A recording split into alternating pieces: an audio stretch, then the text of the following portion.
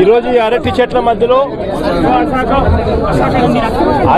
మధ్యలో అరటి రైతు పడతా ఉన్న అగసాట్ల మధ్య ఈరోజు వారి బాధలు చెబుతూ ఇవాళ నేను మీడియా ద్వారా రాష్ట్ర ప్రజలకు తెలియజేస్తూ చంద్రబాబు నాయుడు గారి ప్రభుత్వానికి గట్టిగా బుద్ధి రావాలని దేవుణ్ణి ప్రార్థిస్తా ఉన్నాను. నా వెనకాలే అక్కడ కనిపిస్తా ఉంది కదా, అక్కడ గోడౌన్ షేప్ లో వెనకాల కనిపిస్తా ఉంది కదా, బ్లూ అండ్ వైట్ స్ట్రైప్స్ తో ఉన్న బిల్డింగ్. అదేమిటి అని అంటే ఇంటిగ్రేటెడ్ బనానా కోల్డ్ స్టోరేజ్. 600 టన్నుల ఇంటిగ్రేటెడ్ బనానా కోల్డ్ స్టోరేజ్ అది 2023లో వైఎస్ఆర్సీపీ ప్రభుత్వంలో నేను ముఖ్యమంత్రిగా ఉన్నప్పుడు ప్రారంభోత్సవం చేశాం.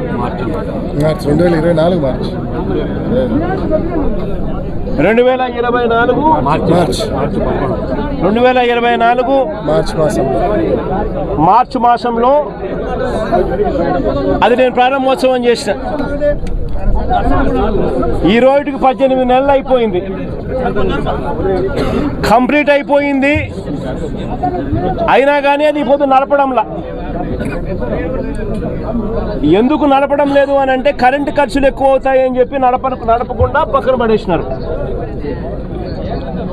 అంటే ఆపరేషన్లో కోల్డ్ స్టోరేజ్ ఉండి కూడా ఇంటిగ్రేటెడ్ 600 మెట్రిక్ టన్నుల కోల్డ్ స్టోరేజ్ ఆపరేషన్లో ఉండి కూడా రాష్ట్ర ప్రభుత్వం కరెంటు ఖర్చులు ఎక్కువ అవుతాయని చెప్పి ఏకంగా నడపని పరిస్థితిలో ఈరోజు మనము రైతు ఎలా బ్రతుకుతా ఉన్నాడని చెప్పడానికి నిదర్శనం ఇది.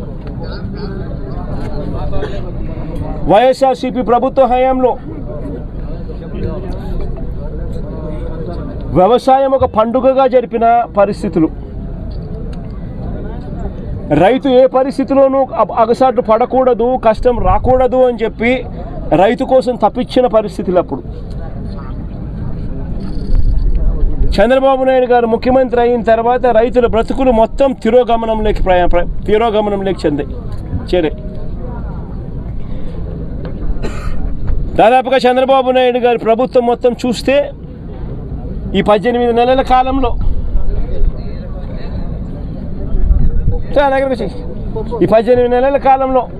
ఈ 18 నెలల కాలంలో దాదాపుగా 16 సార్లు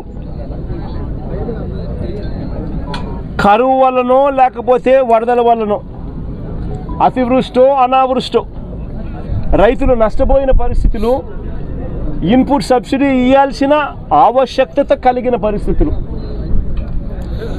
ఈ 18 నెలలలో 16 సార్లు అటువంటి పరిస్థితులు ఉత్పన్నమైతే ఇన్పుట్ సబ్సిడీ చంద్రబాబు నాయుడు గారు ఇవ్వాల్సిన అవసరం ఉన్న పరిస్థితులు ఉత్పన్నమైతే చంద్రబాబు నాయుడు గారి 18 నెలల్లో రైతులకు చేసింది ఏమిటి అంటే బోర్డు 0.